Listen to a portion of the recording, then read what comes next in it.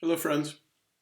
Adam Shaw here from my studio in Northern California with the latest installment in the Let's Talk About Art series. And today's episode is real versus reproduction.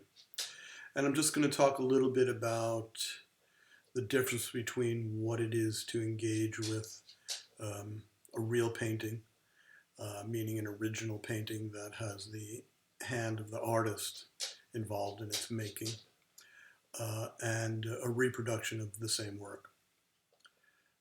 There's several tangents that come out from this topic when I think about it, um, each of which may become its own video, but we'll try and follow some kind of straight line here. So, I noticed something very interesting many years ago when I first started going to museums, that often, let's say you go to a show at the Museum of Modern Art and it's a show of Bonnard, for example. And then you have all these like paintings on the wall. And then periodically these printed blurbs talking about the artist or that time of his life or that particular painting or something like that.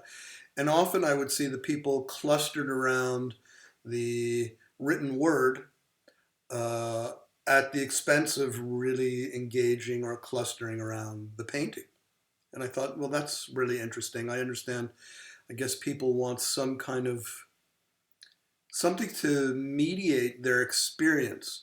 I mean, you could say they want something to expand their experience, something to think about, and so on and so forth. And that may be true to a certain extent.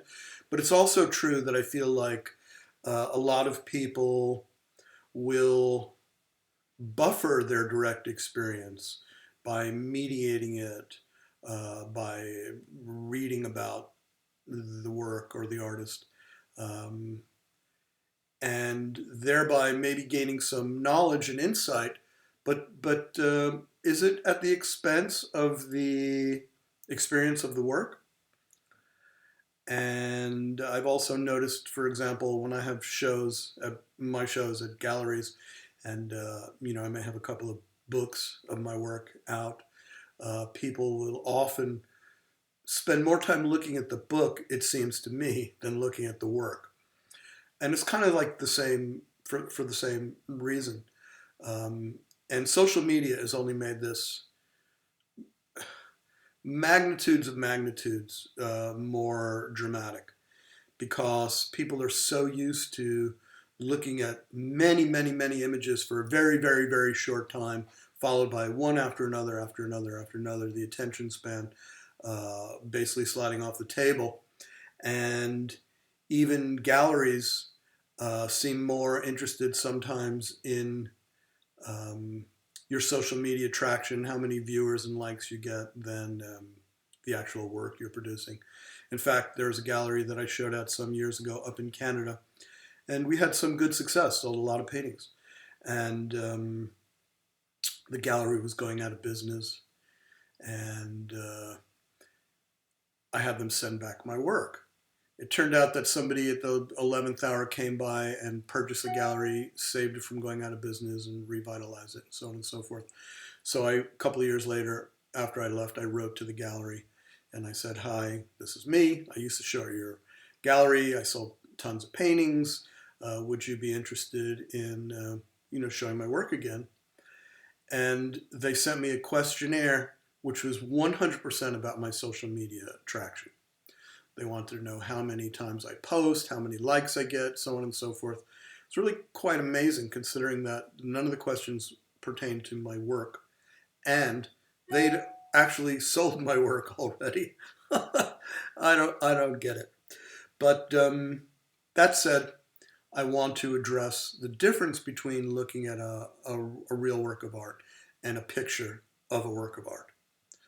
Now, I am a huge advocate of art books and a huge advocate of studying every single image of every painting made by a given artist that you love. And unfortunately, for just about everybody that's impossible to do in the flesh. So you have to rely on art books, and now we can rely on the internet and stuff. And I'm all for that completely. Because if you love an artist, and maybe in your town, if you get to the city, you get to see, if you're lucky, one or two maybe paintings of that artist. So if you want to dive deep, you have to use the other tools. Of course, once you've seen the painting in the flesh, by a painting in the flesh, or a few paintings in the flesh by a given artist, you have a better idea when you look at a reproduction of what you're looking at, because you know something about the way the artist handles surface and texture and the vitality of their color and so on and so forth. I mean, looking at let's just say Rothko, for example, in reproduction, can never convey what happens when you stand in front of a great Rothko. On the other hand, if you stood in front of a bunch of great Rothkos and you look at a Rothko book, you understand something. You get some message.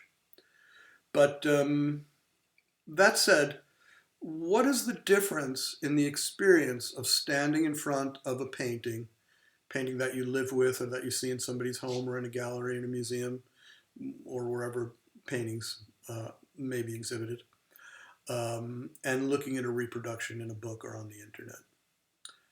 Well, the first thing is, well, there are many things. What is the first thing? The first thing is a real painting, a really fine painting, is alive. And a reproduction can never be alive, no matter how good it is. It can be good, and it could be very rewarding to look at, but it's not alive. A real painting is alive.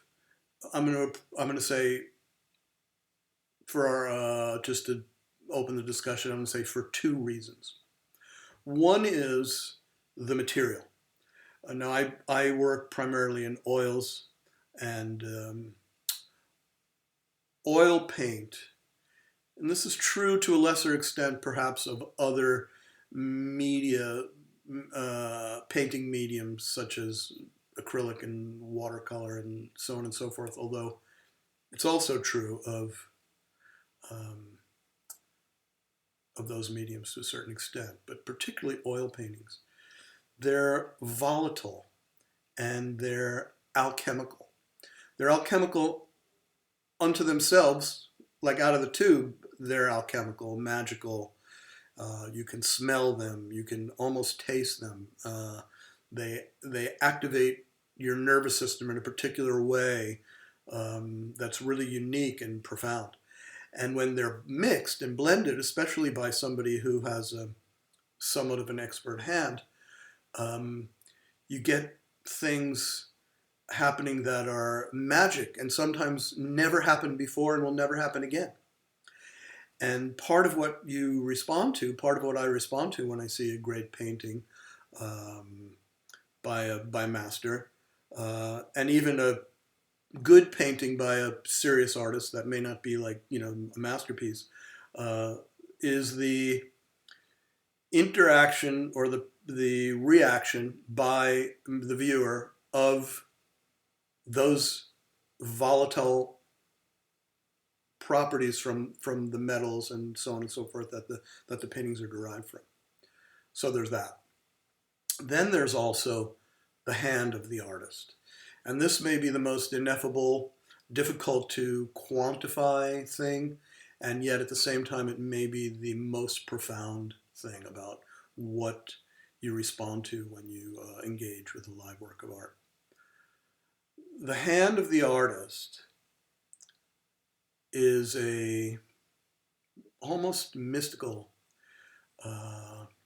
extension of the spirit of the artist, the vision of the artist, and more than the vision, even the spirit of the artist. And that is a kind of transmission, like a direct transmission from the soul of the artist to the soul of the viewer through the eyes, mostly because we're talking about visual art. And that's something that a reproduction can never convey.